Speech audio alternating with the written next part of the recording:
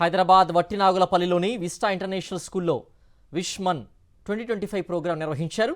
విద్యార్థులకు parliament, assembly, UNO వంటి 10 రకాల అంశాలపై చర్చాగోష్ఠి నిర్వహించారు. ఈ కార్యక్రమంలో 30 పాఠశాలలకు చెందిన సుమారు 420 మందికి పైగా విద్యార్థులు పాల్గొన్నారు. ఉత్తమ ప్రతిభ కనబరిచిన విద్యార్థులకు బహుమతులు అందజేశారు హైకోర్టు జస్టిస్ విజయసేనారెడ్డి.